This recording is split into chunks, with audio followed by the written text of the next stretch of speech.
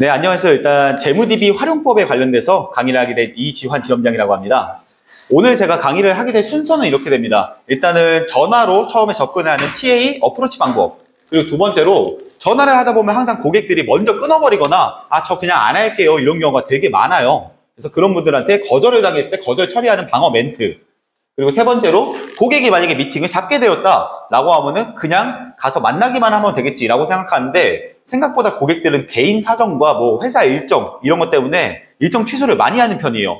그래서 고객한테 계속해서 나랑 만나는 미팅에 대해서 기억을 하고 있지 라는 걸 인식을 시키는 프로세스 관련된 내용도 알려드릴 거고, 중간중간에 고객한테 연락을 계속 취해서 이 상담이 잊어버리지 않게 해야 돼요. 그래서 중간중간에 연락을 하는 방법들, 그리고 1차 미팅, 실제로 고객을 처음 만났을 때 나 이런 사람이다, 이런 전문가라서 너한테 뭘 도와줄 수 있다 라는 걸 안내하는 RP 방법, 그리고 2차 미팅 때 우리가 제일 중요하죠. 계약을 체결해야 되잖아요. 재무상담은 보장상담과 다르게 눈에 보이는 걸 보여주는 게 아니에요. 그 사람한테 당신의 먼 미래에 얼마 정도를 쓰게 될 것이다, 그러니까 이러이러한 목표를 가지고 가야 된다 라는 걸 견지시키기 위해서 클로징을 좀 강하게 걸어야 됩니다. 그래서 강한 클로징을 할 수 있는 프레젠테이션 그리고 클로징 방법까지, 마지막으로 계약을 하고 나서 이제 사후 관리, 그 사람을 관리하는 방법까지 해서 이런 프로세스대로 오늘 강의를 시작하도록 하겠습니다. 일단은 제일 중요한 게 TA에 관련된 건데, 가장 중요한 재무상담에서 핵심이 되는 거는 나를 만나는 당신이 전문가야? 라는 걸 어필하는 겁니다. 저라는 사람이 전문가인 걸 어필하기 위해서 제가 만든 자료예요. 간단하게 위에서 보시면 종합금융투자자산관리사라고 되어 있죠. 실제로 금융투자자산관리사라는 사람들은 모두가 다 그런 명칭을 씁니다만, 종합이라는 단어를 쓰려면 조건이 있어요. 본인이 은행에서 일을 했든 증권사에서 일을 했든 보험사에서 일을 했든 관련된 곳에 대한 자격증을 보유하고 있어야 됩니다. 저는 실제로 ROTC 군 전역을 하고 나서 그 이후에 그 장교 특채로 해서 신한금융투자에 입사를 했었어요.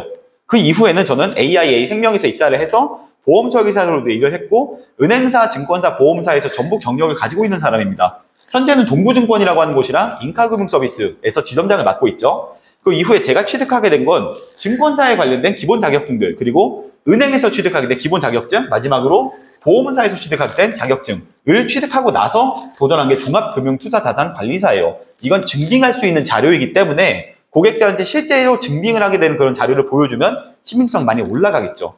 내가 하는 일은 이러이러한 과정을 밟은 사람이다 라면서 고객한테 어필을 해야 이 사람이 나의 돈에 관련돼서 얘기를 해줄 수 있는 신빙성과 근거를 갖고 있는 사람이구나 라는 게 인식이 되는 겁니다. 저는 고객이랑 상담을 할 때 전화가 끝나고 나면 항상 이런 자료 같은 거를 문자로 보내드리는 편이에요. 일단 저에 대한 간단한 소개는 여기서 마치고, 실제로 TA를 할 때 어떻게, 고객과 전화를 할 때 어떻게 전화를 하는지를 간단하게 정리를 해보겠습니다. 여기 화면을 보시면은 고객이랑 얘기를 먼저 할 때 제일 중요한 거, 나라는 사람을 방금 전에 소개를 했죠. 우리가 소개를 하고 나면은 그 다음에 고객과 전화를 하면서 아이스 브레이킹이라는 걸 해야 돼요. 나랑 처음 전화하는 사람인데 이 사람이 얼마나 어색하겠어요. 그냥 전화해서 저는 그냥 궁금해서 물어봤는데 이런 것까지 이렇게까지 자세히까지는 필요 없는데, 보통 이런 식으로 전화를 길게 끌고 싶지 않아 해요. 특히 요즘 직원들, 요즘 신입들하고 대화를 하다 보면 깜짝깜짝 놀라는 게 20대 초반 중반 친구들은 전화에 대한 공포감이 있습니다. 콜포비아라고 하는데, 그래서 전화를 길게 끄는 걸 원치 않아요. 그런 분들한테 접근할 수 있는 나의 그 얼어붙은 마음을 녹일 수 있는 방법을 아이스 브레이킹이라고. 세 번째, 제일 중요하죠. 뭘 원해서 나한테 전화를 했냐고. 당신이 뭘 원해서 이걸 신청을 했냐고. 니즈 확인이 명확하게 되어야 됩니다. 그 다음에 우리가 해야 될 건 실제로 만나는 미팅, 그리고 장소나 시간을 확정 짓고 나서 마지막으로 이제 언제 어디서 만나자, 그럼 제가 어떻게 문자로 확인을 드리겠다라는 클로징 과정까지 있습니다. 네. 근데 보통 우리가 제일 두려워하는 게 이거예요. 고객이랑 이렇게 전화를 하는데 갑자기 고객이 실제로 만나야 돼요? 이거 혹시 저희가 만나가지고 무슨 숫자나 이런 거 막 보여주면서 하는 건가요? 이거 혹시 뭐 사기나 아니면 안 좋은 거 아닌가요? 라는 거절 처리들을 되게 많이 하는 편이에요. 그래서 이 거절 처리에 대한 방어까지 같이 보여드리도록 하겠습니다. 일단 첫 번째로 저는 이런 식으로 보여드리는데, 보통 이렇게 말하죠. 뭐 땡땡땡님 되시나요? 라고 하면은 고객들은 보통 맞습니다 라고 해요. 이게 이미 다 완성이 되어 있는 게, 보통 이런 커넥트엔이나 아니면 웬만한 그런 DB 회사 같은 경우에는 고객과 함께 전화를 하고 나서 그 사람과 일정을 확정 짓고 저희한테 지급을 하는 콜 DB라는 게 있습니다.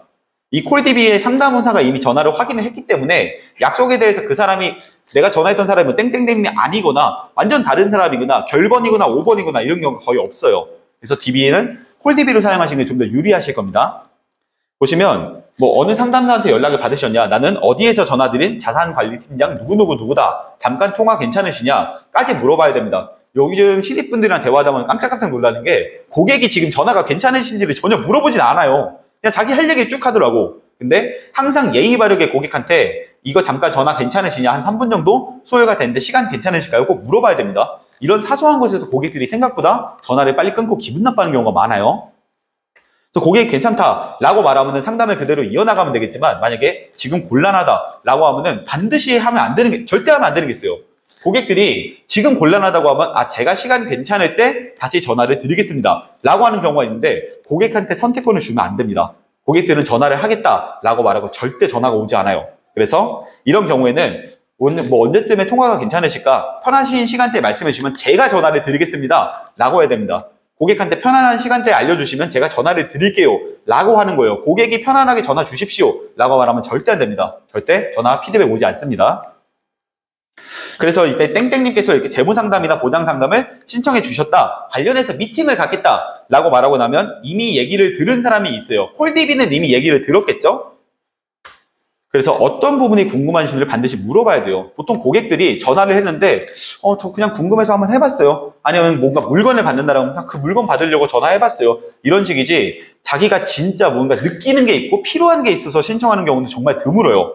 그럼 우리가 전화상에서 그 고객한테서 끌어내야 되는 건 그 사람이 무엇이 필요한가예요. 니즈 환기가 정말 중요합니다. 만약에 정말 내가 궁금하고 정말 알고 싶은 게 너무 많은 사람이었다라고 하면 구체적이고 긍정적인 답변을 할 건데, 대부분의 사람들은 그냥 별 생각 없었다라고 합니다. 우리 이 상황까지 가게 되면은 제일 중요한 고객과 약속을 잡아야 됩니다. 그냥 던져본 신청이구나. 그럼 여기서 그러시면은 나중에 취하하시고 다시 하시죠. 이렇게 하면서 DB 값을 날려버리는 사람은 없을 거예요. 고객이랑 미팅을 하게 된다라고 하면은 그러시냐? 그럼 이러이러한 부분을 20대, 30대들이 많이 궁금해하니까 이런 내용들에 대해서 제가 알려드리도록 하겠습니다 라면서 고객이 궁금해하는 그런 호기심을 좀 많이 끌어내야 돼요. 이게 TA 할 때 굉장히 중요합니다. 그리고 만약에 말씀하신 부분이 뭐 나는 내 집 마련이 궁금했다, 그럼 이렇게 말씀해 주셨냐, 그러면은 그 관련돼서 제가 어떤 걸 도와드리면 될까요? 라고 하면 고객이 이제 구체적으로 답변하는 경우가 있고, 그게 아니고 그냥 해봤어요, 심심해서, 이런 분들이 있다라고 하면은 방금 전에 말했던 것처럼 고객들한테 궁금해할 법한 것들을 많이 던져야 됩니다. 여기서 제일 잘 먹히고 제일 많이 통하는 것들이 20대, 30대 같은 경우에는 어머니한테 저축을 배웠거나 유튜브를 많이 봐요. 그래서 이 내용이 맞는지 안 맞는지에 대한 명확한 근거가 없습니다. 근데 여기에서 항상 신뢰감이 되면서 고객들이 좋아하는 단어는 청년 지원자금입니다. 20대, 30대들은 내가 할 수 있는 가장 효과적인 걸 바래요. 상품의 뭐 기능성 이런 거 별로 중요하지 않습니다. 다들 그 내용에 관련해서 신빙성 있는 자료냐 플러스 수익성이 높으냐, 딱 이 두 개만 바라보는데, 국가에서 청년들을 위해서 지원하는 상품들은 대부분 수익성이 굉장히 높은 편이고 정부가 이걸 보조하거든요. 그렇기 때문에 사람들이 가장 많은 니즈를 느끼는 것 중 하나입니다. 20대, 30대한테 대화할 거라고 하면은 청년 지원자금, 그게 아니고 40대, 50대라고 하면 명확한 돈에 관련돼서 어떠한 수치를 보여드릴 수 있다라고 어필을 해야 고객들이 좀 선호하더라고요.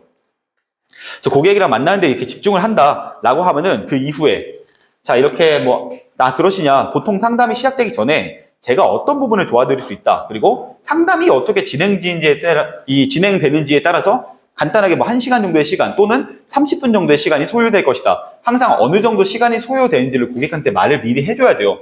왜 이렇게 하냐면 뒤에 약속을 잡고 나오는 고객들이 생각보다 많아요. 그래서 만나서 나는 1시간 정도 대화를 할 줄 알았는데 저 시간 따로 말씀 안 하셔가지고 한 30분 정도 후에 저 다른 사람이랑 만나는 약속 잡았는데요. 이런 식으로 하게 되면 본인도 상담에 집중하기 어렵고 고객도 상담에 집중을 못합니다. 넉넉하게 시간을 갖기 위해서 어느 정도 시간이 소요되는지 꼭 말을 해주셔야 돼요.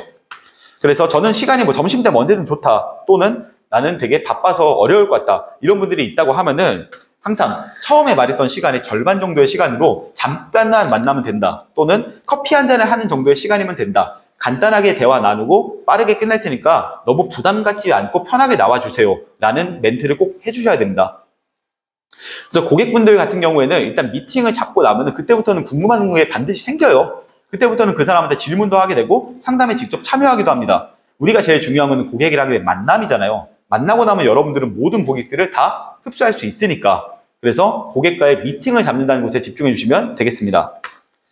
그래서 저희가 뭐 언제 이렇게 미팅이 있는데 그 날짜는 어떠시겠느냐라고 하면 고객이 괜찮다라고 말하는 경우가 있습니다. 그러면 장소를 이미 확정 지어놓고 그 다음에 구체적인 장소는 보통은 랜드마크 근처로 잡는 게 좋아요.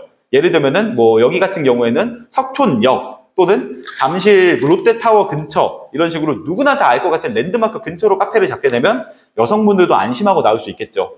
제가 실제 있었던 사례가 있는데 남성분들, 제가 남자다 보니까 남성분들이랑 상담할 때는 편안하게 나왔어요. 근데 저녁에 퇴근하고 고객들을 만나는 경우, 특히 20대 여성분들 같은 경우에는 제가 1대1로 만난다고 하면 부담을 그렇게 느끼더라고요. 아, 제가 남자분이랑 단둘이 만나는 게 좀 무서워요, 두려워요, 이런 경우가 분명 있습니다. 그런 분들한테는 당신이 계신 곳 근처로 내가 이동을 하겠다. 당신이 계신 곳 근처에 역 근처나 아니면 뭐 유명 백화점이나 영화관 같은 데 근처에 편안하신 카페를 알려주시면 그 카페에서 만나서 간단하게만 대화를 나누겠습니다 라고 말하면 본인이 익숙한 장소에서 대화를 하기 때문에 고객이 그러면은 괜찮다 라면서 좀 흔쾌히 동의하면서 나오는 경우가 생각보다 많아요. 근데 만약에 본인들이 난 여기가 편하니까 이 장소로 나와주세요 라고 말한다고 하면 고객들은 부담을 느끼고 안 나오게 됩니다. 고객이 편안하게, 고객의 마음을 편안하게 만드는 게 이 전화의 핵심이에요. 그래서 마지막으로 전화를 할 때는 항상 중요한 게 있습니다. 평소에 궁금했던 내용을 정리해서 나오라고 해야 돼요. 이건 제가 예시를 간단하게 보여드리면, 저는 고객이랑 전화를 할 때 끝나고 나면 항상 이런 식으로 고객한테 자료를 이렇게 보내줍니다. 그러니까 고객한테 이런 자료를 보내드리는 이유가 실제로 고객이랑 약속은 잡혔죠. 그 다음에 이름, 나이, 월소득 같은 간단한 자료 같은 거를 잡고 그 다음에 당신한테 이 내용이 맞는 당신의 기본적인 정보를 받아야 내가 당신이 어떤 사람인지를 간단하게 준비해서 나갈 수 있으니까 라면서 간단하게 내용을 먼저 봅니다.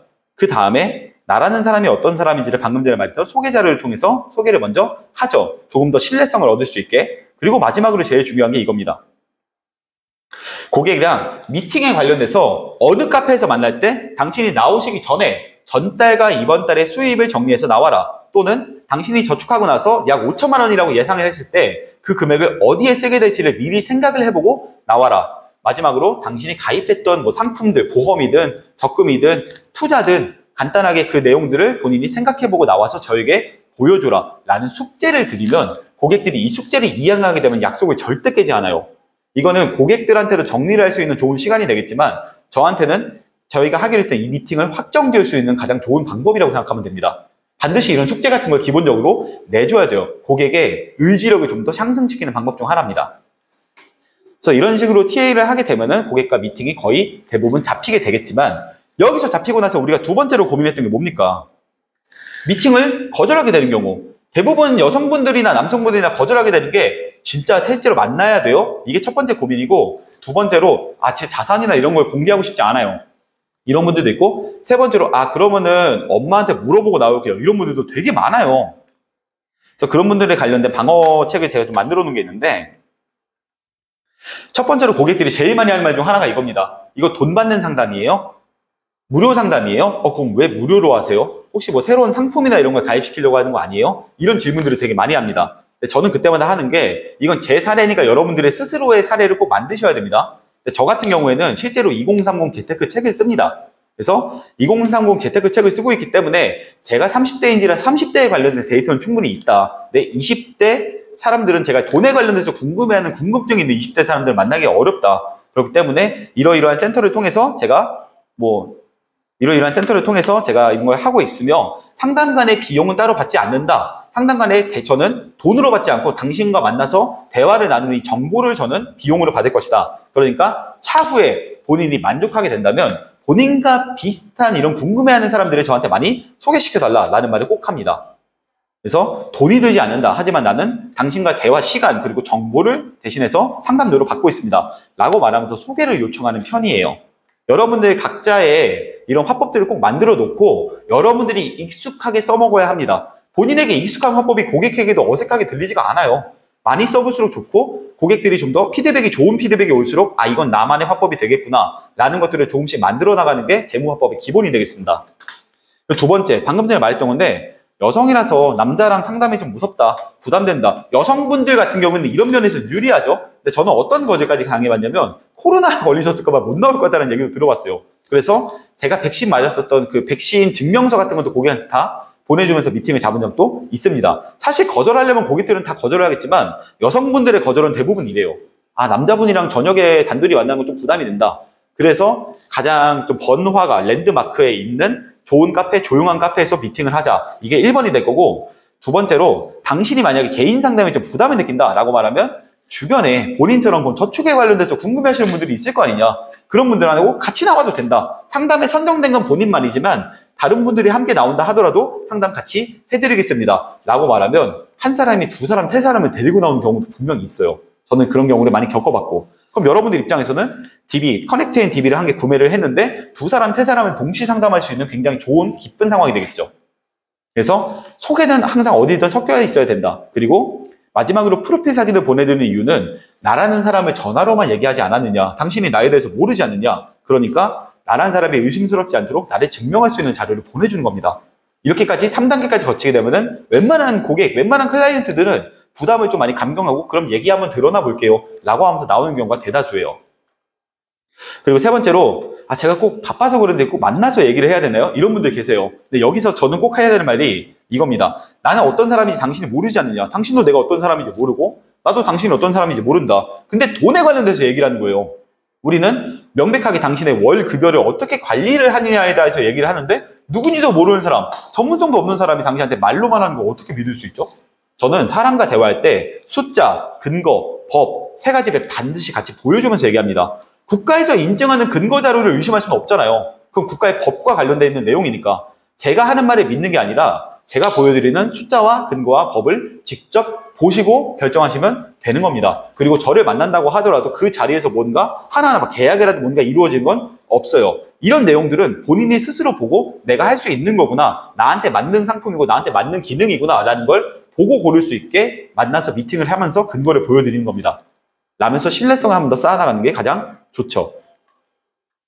그리고 마지막으로 스케줄이 일정하지 않다 이런 분들 진짜 많아요. 근데 이런 분들 같은 경우는 보통 일정이 바쁘시냐라고 하면은 일정 바쁘시다. 그럴 수 있다. 근데 저도 팀장이고 저도 지점장이고 저도 전문가이기 때문에 1대1로 이렇게 상담하는 시간을 내기가 상당히 쉽지 않다. 그러니까 서로 간의 스케줄을 확실하게 비워줘야 되기 때문에 먼저 만약에 이 날짜가 안 되실 거다라고 하신다고 하면 사전에 예약처럼 다음 주 목 정도에 본인이 편하신 날짜를 간단하게 말씀해 주시면 일단 미팅 잡아두겠습니다. 미팅 잡아두고 나서 만약에 변경이 된다면 2, 3일 전에 미리 말씀을 해주시면 다시 조율을 하면 됩니다. 저도 여기까지 오려면 일정을 이렇게 조율을 해야 되기 때문에 항상 먼저 말씀을 해주시면 사전 예약을 해두겠습니다. 라는 식으로 말을 하면 웬만하면 고객들이 그 시간에 어기진 않아요. 화요일 날이 안 된다. 그럼 전날에 죄송한데 제가 오늘 안 될 것 같아요. 예의 바른 멘트라도 꼭 남겨줍니다. 우리가 제일 두려워하는 게 뭡니까? 우리가 커넥트 앤 콜DB 같은 걸 사용하는 이유가 뭐예요? 약속이 깨질까봐, 그리고 나갔는데 노쇼 당할까봐잖아요. 그래서 내가 만약에 고객을 만나는 것에 대한 두려움이 있다고 하면 저처럼 이렇게 방어막을 수십 개, 수백 개를 쳐놔야 돼요. 그래야 고객이 그나마 이걸 기억을 하고 나오는 편이 돼요. 자, 여기서 두 번째 내용을 보시면은 미팅 수락 후의 프로세스입니다. 저는 여기 미팅 수락 후의 프로세스 중에 첫 번째가 이겁니다. 고객이랑 일단 미팅을 잡았잖아요. 고객이랑 미팅을 잡고 이렇게 재테크 관련된 정보도 받았어. 그리고 나라는 사람에 대한 소개도 했어. 그 다음에 그 사람한테 과제까지 내줬어요, 우리는. 과제까지 내주고 나면은 마지막으로 하는 내용이 이겁니다. 이거는 제가 실제로 저희 인카에서 사용하는 방법이기도 하고 여러분들이 여러분들만의 그 프로세스를 통해서 만들어도 되는데 저는 어떻게 했냐면 이 내용을 웹발신으로 보낼 수 있는 사이트가 있어요. 웹발신으로 보낼 수 있는 사이트를 통해서 일정 확인 문자를 저희 비서를 통해서 문자를 보냅니다. 저는 전화가 끝나고 나는 바로 다음날 오전에 한번 보내고 두 번째로 그 사람을 만나기 3일 전에 한번 보냅니다. 그리고 만나기 전날 한번 보내고 마지막으로 만나는 당일날 아침에 보내요. 이렇게 4번까지 했는데 고객이 약속이 만약에 전혀 기억도 못한다? 말도 안 돼요.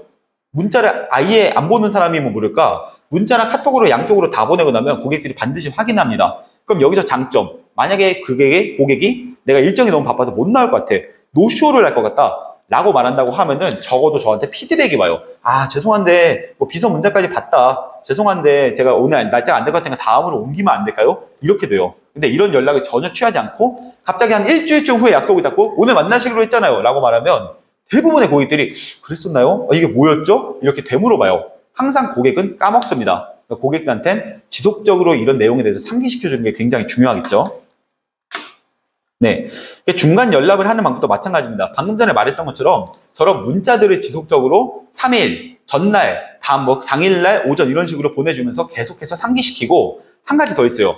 중간에 연락하는 방법은 당신을 만나기로 했던 자산관리사 땡땡땡입니다. 저희 6월 며칠, 6월 28일 날 어디에서 어떻게 만나기로 하셨는데 이 약속이 혹시 변경 없으실까요? 라는 내용을 카톡이나 문자로 다시 한번 보내는 편이에요. 저는 비서 문자도 보내고 개인적으로도 약속을 다시 한번 확인합니다. 이렇게 하면 노쇼가 절대 생길 수가 없어요. 만약에 노쇼가 생기더라도 그건 본인 잘못이 아니라 그때부터는 순수하게 고객의 잘못이 되겠죠. 우리는 이렇게 충분히 알려줬는데 고객이 아무 말도 없이 그냥 차단을 한 거니까. 그런 경우에는 여러분들이 이걸 해결하거나 구제하는 방법이 아니에요. 할 수 있는 모든 방법을 다 했잖아요. 그럼 그때부터는 본인의 잘못이 아닌 겁니다. 거기에서 죄책감 느끼면서 내가 이 DB를 사용하는 게 맞았나? 내가 좀 DB를 활용을 잘 못하나? 그런 고민하시는 거 아닙니다. 여러분들이 하실 수 있는 모든 활용법이 다 있으면 그때부터는 고객이 온전히 책임을 져야겠죠. 1차 미팅 때 RP 방법을 간단하게 말씀드리면 방금 전에 고객들은 항상 궁금해하는 게 이런 것들이에요. 보통 재무상담이라고 부르잖아요. 재무상담에서 가장 기본이 되는 건 목적입니다. 내가 여길 왜 나와서 뭘 듣고 싶은지, 그래서 당신을 통해서 상담을 듣고 나면 날 뭘 할 수 있는지. 내 집 마련을 하고 싶어요. 내 집 마련을 하고 싶으면은 저는 보통 이렇게 말해요. 내 집 마련을 하고 싶다. 그럼 그 내 집 마련을 하기 위해서 본인은 어떤 저축을 하고 계세요? 목적 다음엔 당연히 본인이 하고 있는 걸 실천하는 거겠죠. 여기서 중요한 거, 실천의 방법은 완벽할 수가 없어요. 고객들은 적금 정도나 연금 정도나 해봤자 좀 기껏 해봤자 주택청약 정도? 이 정도밖에 안 합니다. 여기서 재밌는 거, 이거 잠깐 옆에 사용하겠습니다. 여기서 중요한 거는 보통 목적을 설정할 때는 항상 말해야 되는 게 있어요. 정확한 수치. 예시를 들겠습니다. 예시로 내가 난 서울에 집을 사고 싶어. 그럼 서울에 자택을 내가 사고 싶다라고 하면은 저는 제일 먼저 물어보는 게 어느 지역에 사고 싶어요? 저는 정말 그렇게 물어봅니다. 어느 지역이요? 그리고 몇 평이요? 이런 식으로 물어봐서 실제 그 아파트의 금액이 얼마인지를 같이 계산을 해줍니다. 이런 걸 볼 수 있는 어플도 있어요. 부동산 정보원이라고. 이런 부동산 정보원 같은 데 들어가서 어플로 실제로 최근에 거래된 매매가를 볼 수 있거든요. 여기 들어가서 당신이 살고 싶은 집이 예를 들어서 레미안이다. 그럼 그 레미안 34평은 알고 보니까 10억이네? 그럼 당신이 10억을 모으기 위해서 어떤 저축을 해야 될까요? 라는 걸 물어보면서 그 사람한테 명확한 수치로서 보여주게 되면 고객들이 나는 정말 아무 생각 없이 하고 있었구나. 나는 이제부터 목적을 잡아야겠네. 라는 생각이 생기게 돼요. 정확한 수치가 그래서 중요합니다. 보통 보장상담이나 이런 상담을 하게 되면은 암보험금이 얼마다. 골절 진단금이 얼마다. 이런 식으로 눈으로 보여줄 수 있는데 우리가 하는 건 재무상담이고 그 사람의 미래를 준비하는 방법이잖아요. 그럼 미래를 준비할 때는 명확한 수치로 당신이 이걸 언제까지 할 수 있는지 기간도 정해줘야 돼요. 나는 예를 들어서 내가 한 달에 월 100씩을 한다. 월 100씩을 하면 1년이면 얼마죠? 1200이에요. 그러면은 이걸 10년을 하게 된다면 약 1억 2천이 된다는 거죠. 그럼 실제로 본인이 들어가고 싶은 집이 10억이다. 그러면 그 본인이 말하는 대로 월마다 100만 원씩 꾸준히 이걸 할 수 있다? 라는 조건 하에 이 집에 들어갈 수 있을까 없을까? 못 들어간다라는 거예요. 그래서 우리가 해야 되는 거는 이 집에 들어갈 수 없으니까 본인이 이 집에 들어가려면 당연히 대출이란 걸 받아야겠죠. 그러면 대출은 이 금액의 약 20%까지를 받을 수 있다. 80%를 대출받을 수 있다면 우리는 20%를 모아야 되니까 10억에 20%면 약 2억. 그럼 우리는 10억을 통째로 모아봅시다가 아니라 2억을 모으고 나머지를 대출받을 수 있게 당신의 신용도를 관리해 드릴게요. 이게 훨씬 현실성 있고 그게 고객한테 더 와닿는다는 사례예요. 보통 재무상담하는 사람들이 재무상담을 잘 못하는 사람들의 특징 중에 하나가 자기가 재무상담을 하면은 10억이요? 10억이면은 어느 정도 금액을 몇 년 동안 모으면 됩니다. 충분히 하실 수 있으세요. 이런 소리 하는데 냉철하게 말해서 20, 30대 사회초년생들이 이런 금액의 수치를 자기가 스스로 모으는 거 불가능해요. 그 사람한테 좀 더 국가의 제도나 아니면 스스로 할 수 있는 방법을 현실성 있게 말해주는 게 더 와닿는다는 거예요. 중간에 재무상담한테 제일 힘든 게 이렇게 상담 열심히 하고 막 이렇게 관리하다가 갑자기 저 그 금액이 부담돼가지고 저 금액 부담돼서 이거 유지 못할 것 같아요. 저 이제 그만둘게요. 이렇게 하는 이유 중에 하나가 첫 번째 목적을 까먹어서, 그리고 두 번째 현실성이 없어서예요. 뭐 10년만 모으면 됩니다. 매달마다 100만 원씩 10년 동안 모으시면 됩니다. 저는 여기 강의를 들으시는 모든 분한테 자신 있게 말할 수 있어요. 매달마다 100만 원씩 10년을 모을 수 있는 사람은 대한민국에 정말 드물어요.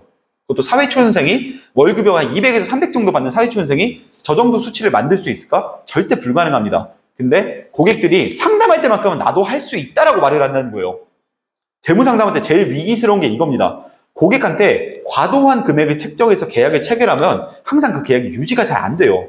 그래서 고객이 유지할 수 있는 금액과 기간으로 설정을 하자라는 게 기본입니다. 그렇게 우리가 실천을 시키고 나면은 그 다음에 유지, 끝까지 유지를 해야 고객도 나도 피해가 없잖아요. 그래서 정확한 목적을 현실성 있게 정해준다. 그 다음에 함께 실천을 도와준다. 마지막으로 유지 관리까지 함께 해준다가 재무상담의 3요소가 되겠습니다.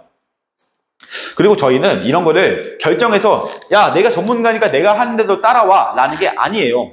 내가 결정을 해주고 내가 수치를 알려주고 나면은 그걸 고객이 스스로 하는 거지 그걸 우리가 막 하나하나 따라다니면서 자 이거 하면 됩니다. 평생도록 그거 할 수 있겠냐고요. 10년 동안 여러분들이 고객 매일매일 따라다니면서 이거 할 수 있겠어요? 소비 많이 하면 안 돼. 부담되잖아. 그건 금액 쓰면 안 돼. 적금 왜 가입하니? 이런 얘기를 매번 할 수 없다라는 거예요.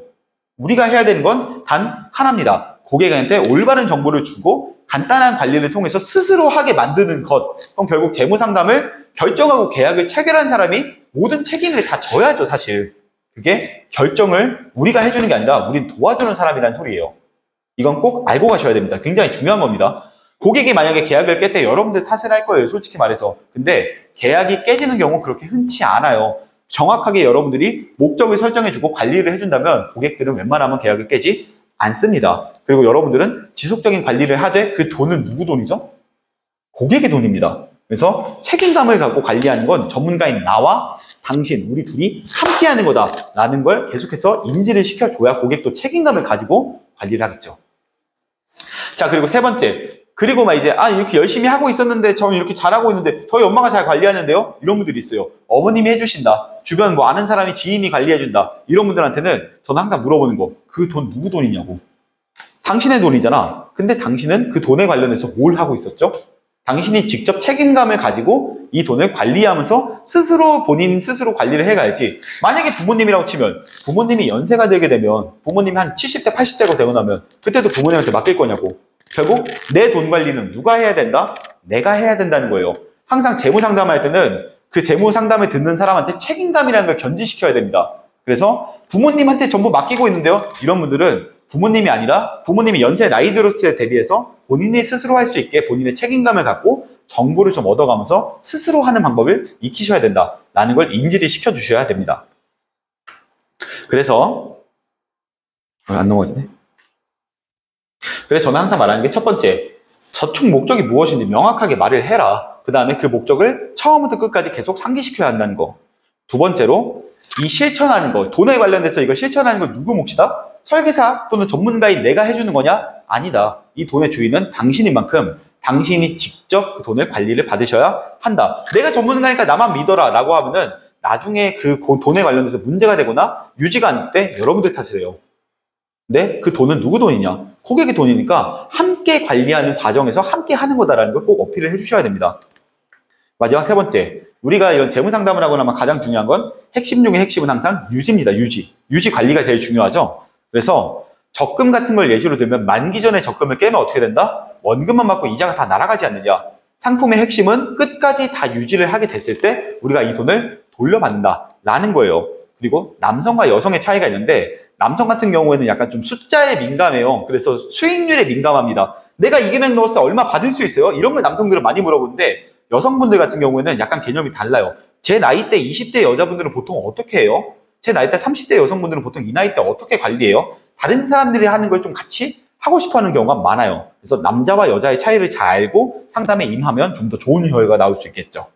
이런 것도 참고하시면 되겠습니다.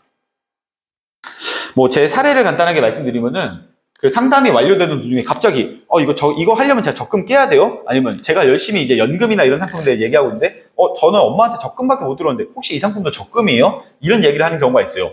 이런 경우에 여러분들 짜증내는 게 아니라 처음부터 다시 설명해야 돼요.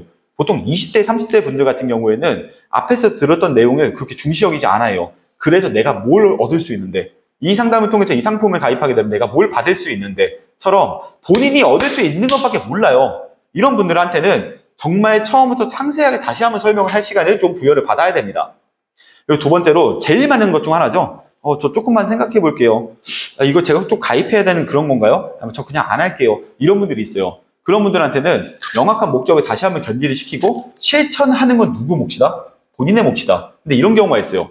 실천하는 건 좋아. 근데 지금 말고 좀만 나중에 할게요. 라고 하면은 그 시기 있잖아요. 돈에 관련된 상품이나 아니면은 뭐 새로 나온 여러 가지 좋은 상품들이 있다라고 하면은 그런 상품들은 본인을 기다려주지 않죠. 그런 상품을 가입하고 싶다라고 한다면 본인이 하고 싶을 때 마음대로 할 수 있는 게 아니라는 걸 꼭 인식을 시켜야 돼요. 일종의 절판을 해야 된다는 겁니다. 당신이 하고 싶을 때 이 상품을 마음대로 가입할 수 있다? 그리고 어떤 누구한테 가더라도 똑같은 상품을 똑같이 할 수 있다? 라고 하면은 굳이 본인한테 안 해도 되겠죠. 근데 우리는 내가 전문가고 내가 이런 설명을 할 수 있고 당신을 관리할 수 있는 능력이 있다는 걸 충분히 증빙을 했단 말이에요. 그럼 고객한테도 자신 있게 말하면 돼요. 지금 이 시간에 이 상품을 하지 못하게 된다면 당신은 앞으로도 영원히 안 할 거다. 못하는 게 아니다. 안 한다. 당신이 지금 여기까지 날 찾아와서 물어보는 이유가 뭐냐. 혼자서 어떻게 해야 될지 모르니까 와서 물어본 건데 나한테 좋은 정보를 듣고 오케이 알겠습니다. 점장님 감사합니다. 저는 가서 나중에 따로 할게요. 라고 하면 그 사람은 절대 실천하지 않아요. 항상 내가 이 얘기를 들었을 때 긴가민가 이걸 하는 게 맞을까? 아닐까? 할 때는 실천을 하고 나서 결정을 해야 된다 라는 말을 하면서 고객이 그냥 집에 가지 않게 이 자리에서 당신과 함께 무언가를 진행할 수 있게 당신이 혼자 집에 가면 절대 하지 않는다는 걸 명확하게 견지시키세요. 이거 생각보다 굉장히 중요합니다. 조금만 더 생각해보고 다시 할게요 라고 하면 그 생각할 수 있는 시간에 한정을 둬야 돼요. 그러세요? 그럼 천천히 고민해 보셔도 되는데 적어도 이틀에서 3일 정도 이후에 다시 한번 미팅을 받고 그때 저한테 설명을 다시 들으시고 진행하는 게 좋을 것 같습니다. 이렇게 말하지 않으면 그 고객은 그냥 까먹거나 아니면 저 그냥 안 할게요 이러고 끝나버린다는 거예요. 재무상담할 때만큼은 보장상담과 다릅니다. 재무상담은 머릿속에 내가 원래 기억하고 있었던 그 목적과 목표가 오래가지 않아요. 그냥 하루 이틀 지나고 나면 까먹어버려요. 72시간의 법칙이라는 게 있잖아요. 오늘 아침에 얘기했던 거 사람들 다음날까지 기억합니다. 근데 이틀 되고 나면은 그랬었나? 뭐 대충 이런 얘기 들었었어. 이 정도로 끝나요. 3일 정도 되고 나면은 그때 그 시간에 무슨 얘기했는지 절대 기억 못합니다. 여러분들도 저한테 지금 강의를 듣고 나서 이 강의 듣고 3일 후에 여러분들이 이 강의가 생각이 날까요? 그러니까 이 강의를 지속적으로 들으면서 여러분들이 인식을 하고 이렇게 해야 되겠다는 걸 배우는 거잖아요. 영상으로 촬영하는 이유도 그런 거니까. 고객도 마찬가지라는 거예요. 오늘 들은 얘기를 3일, 일주일, 2주일 지나가면 절대 기억에 남지 않습니다. 사람은 망각의 동물이에요. 그러니까 여러분들이 고객이랑 대화를 하고 무언가 실천을 해야 된다고 하면 그 시간을 절대 오래 주면 안 됩니다. 적어도 3일 안에 고객과 다시 한번 미팅을 잡고 고객을 보내는 게 맞겠죠. 그래서 제가 아까 전에 말했던 내용도 마찬가지입니다. 그래서 우리가 제일 중요한 거, 재무상담의 핵심이 되는 거는 명확한 목표를 먼저 보여주자. 그리고 그 목표를 근거 자료와 함께 보여줘야 한다는 걸 가장 중시하셔야겠습니다. 그리고 세 번째로 저희가 할 수 있는 내용이 1차 미팅 때 RP 방법이잖아요. 보통 고객들이 제일 많이 아는 내용은요. 보통 나는 적금밖에 안 해봤다가 제일 많아요. 또는 주택청약밖에 안 해봤다가 제일 많아요. 이럴 때는 적금이라는 상품에 대해서 명확하게 장점과 단점을 알려주면서 고객에게 익숙했던 자료가 내가 알고 있었던 내용이 틀렸네? 부모님한테 들은 내용이 좀 다르네? 라는 걸 충격요법으로 좀 인식을 시켜줘야 돼요. 그래야 고객들이 내가 알고 있었던 방법이 다르니까 뭔가 고쳐야겠구나 라는 생각을 하게 돼요. 주택청약도 마찬가지입니다. 어떤 분들은 주택청약을 10만 원이 아니라 뭐 2만 원, 5만 원씩 하더라고. 어떤 분들은 주택청약을 어머니가 시켜가지고 150만 원, 100만 원 이렇게 하는 사람도 많아요. 근데 중요한 거, 주택청약은 내가 필요할 때 그 돈을 꺼내 쓸 수가 없죠. 그리고 만약에 내가 그 돈을 꺼내서 사용한다고 하면은 내가 그동안 쌓아놨던 청약 가점이라는 점수가 전부 날아가게 되죠. 사람들은 장점만 바라봐요, 항상. 그 상품의 좋은 점만 바라봅니다. 근데 단점은 절대 바라보지 않아요. 그래서 장점과 단점을 동시에 비교해주는 게 우리가 해야 되는 재무상담이 되겠죠. 1차 미팅 때 사용하는 방법을 간단하게만 좀 보여드릴게요. 저는 실제로 고객이랑 상담할 때 항상 이렇게 말합니다. 여기 제자 틀린 거 저도 알고 있습니다. 제가 강의할 때 여기서 틀린 글씨 먼저 찾아보세요 라고 하면서 시작을 해요. 네, 봤을 때 보통 고객한테 제일 먼저 질문하는 게 이겁니다. 재테크랑 재무설계의 차이에 대해서 알고 계십니까? 라고 말하면 고객들은 재테크가 뭐 돈 버는 그런 거 아니에요? 저는 항상 물어봐요. 재테크라는 것에 대해 본인이 어떤 걸 알고 있는지 모르겠다. 하지만 본인이 하고 있는 재테크가 뭐가 됐냐? 모든 재테크는 돈을 버는 방법입니다. 사실 제 고객 중에서 어떤 분 같은 경우에는 소를 키웁니다. 실제로 경북 봉화인가요? 거기에서 소를 키우면서 400만 원 정도로 송아지를 사가지고 1년에서 2년 이후에 소가 이제 다 크고 나면은 그 소를 1000만 원이 넘게 주고 팔아요. 자, 그럼 수익률이라는 개념으로 봤을 때 몇 프로죠? 적어도 200%에서 300%가 넘는다는 거예요. 저는 농담처럼 이거 소테크라 부릅니다. 어떤 분은 뭐 토마토나 뭐 오이 같은 걸 키웁니다. 3월달, 4월달에 그렇게 키우신 다음에 그런 것들을 이제 8월달, 9월달쯤에 일괄적으로 파세요. 그러면 가격이 6배에서 7배 정도 뛰어있대. 저는 그분한테 오이테크라 불러요. 여러분들이 모두 생각하고 있는, 내가 알고 있는 모든 돈 버는 방법은 전부 재테크입니다. 하지만 여기서 중요한 거, 방금 전에 말했던 것처럼 내가 얼마를 벌 수 있지만 집중한다는 거예요. 수익률만. 사실 여러분들이 궁금한 건 수익률을 많이 버는 게 궁금하겠지만 저희가 얘기해야 되는 건 그게 아닙니다. 네가 그 돈을 벌어서 어디에 쓸 건데. 그래서 우리가 얘기해야 되는 건 목표, 그리고 언제부터 이 돈을 어디에 쓸지까지, 그 돈을 얼마나 모아서 어디에 사용할지까지를 얘기해줘야 그게 재무 설계가 돼요. 두 개의 차이를 간단하게 말해주면, 지금 뭐 입으신 옷 사이즈가 만약에 100 사이즈라고 치면은 그 사람한테 110을 주면 맞을까요? 너무 크겠죠. 근데 그 사람한테 100 사이즈 있는 사람한테 90짜리를 주면 너무 작겠죠. 그래서 입다 보니까 한 95 정도? 한 105 정도? 약간 크고 작고 100 정도가 대충 맞는 것 같은데? 이러면서 입게 돼요. 그럼 우리는 그 옷에 대해서 숫자, 즉 사이즈만 보고 골랐다는 소리예요. 적금 가입할 때도 여러분들은 수익률만 보고 고르죠. 근데 보통 옷을 사 입을 때 사이즈만 보고 옷을 고르는 사람이 있나요? 아, 난 이거 여름에 입어야지, 겨울에 입어야지, 어떤 옷이랑 입었을 때 좀 괜찮네, 이렇게 두 개가 어울리네, 여러 가지를 다 따져보고 상품을 고르고 사겠죠. 근데 왜 적금 같은 거 가입할 때는 본인의 조건이나 이런 걸 전혀 따져보지 않고 다 수익률만 보고 고르느냐? 그건 옷을 사이즈만 보고 고르는 거랑 똑같은 거라는 거예요. 고객한테 이렇게 얘기를 해주면서 나는 당신한테 어깨, 허리, 뭐 다리, 엉덩이 다 재가지고 본인한테만 맞게 맞추면 정장을 입혀주겠다. 그걸 언제 어느 시기에 입으실지까지도 같이 고민을 해서 옷을 짜드리겠습니다. 저는 당신한테 상품을 판매하는 사람이 아니라 당신의 인생에서 당신이 어디에 돈을 쓸지를 함께 재단해주는 재단사입니다. 라면서 상담을 시작하게 돼요.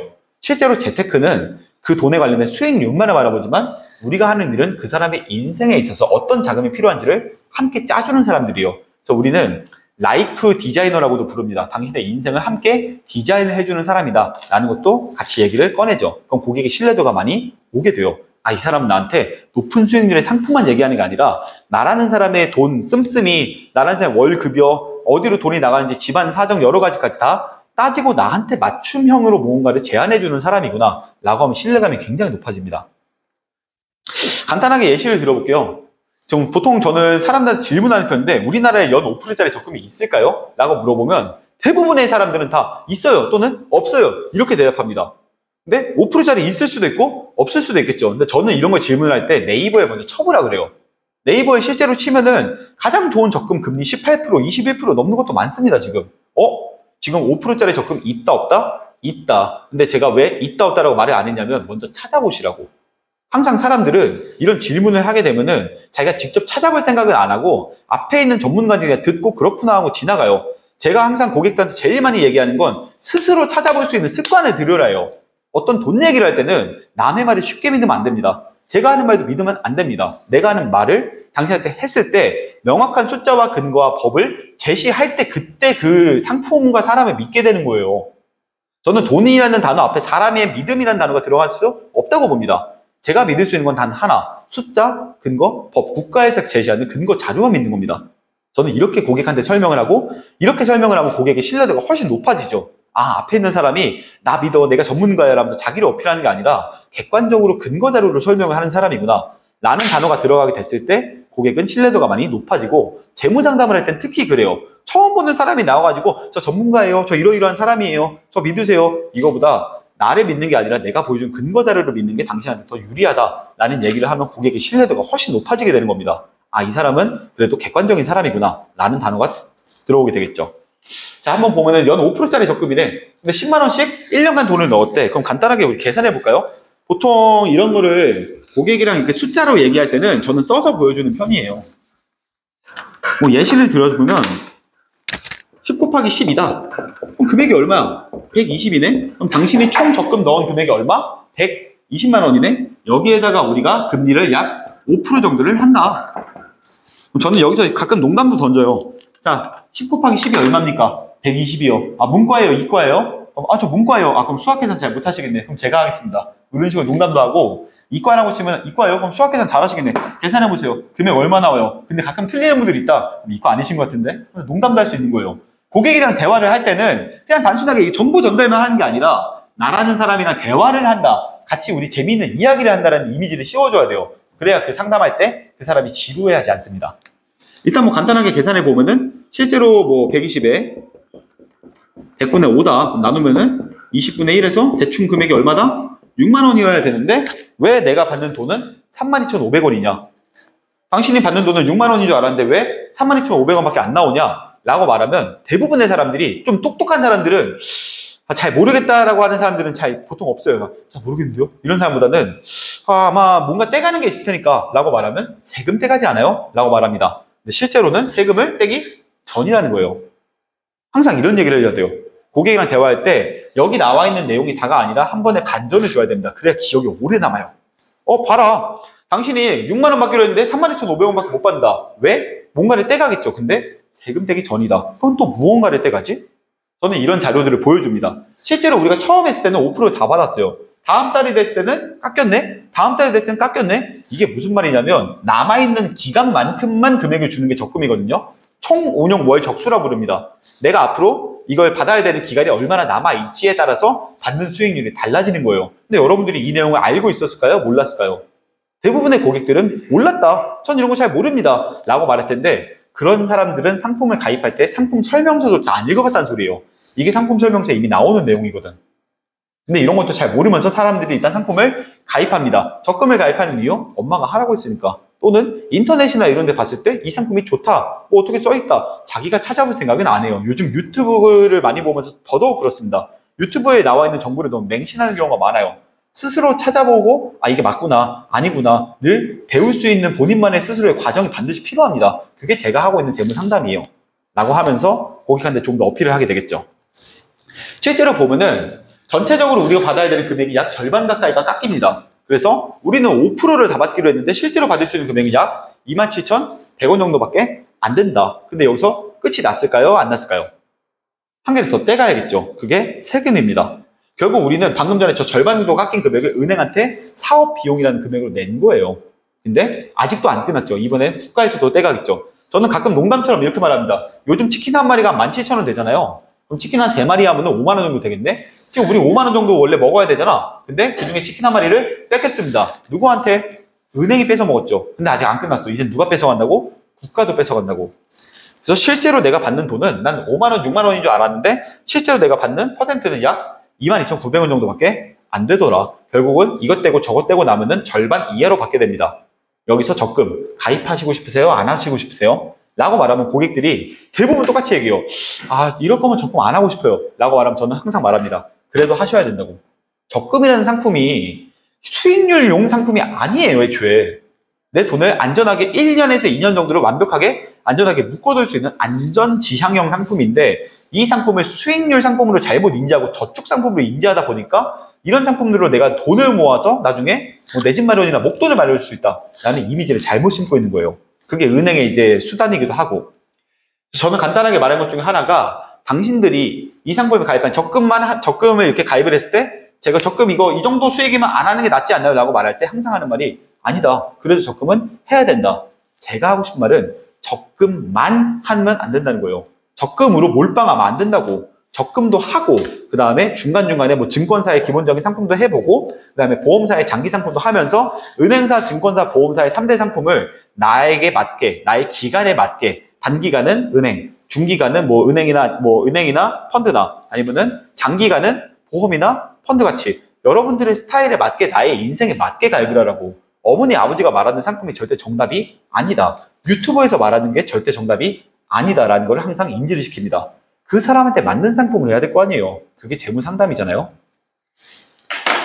저는 저축이나 투자를 할 때 이제 5대 원칙 뭐 이런 것도 알려주는데 기본적으로 금리에 관련된 내용을 좀 많이 얘기하는 편이에요. 우리나라 금리가 이렇게 바닥으로 치고 있었는데 얼마 전에 굉장히 높게 코로나 이후에 급격하게 올라갔다. 그러면은 금리가 앞으로 올라간다? 떨어진다? 여기 고객한테 질문하면은 대부분의 고객들은 금리가 올라가는 게 좋은 거라고 얘기합니다.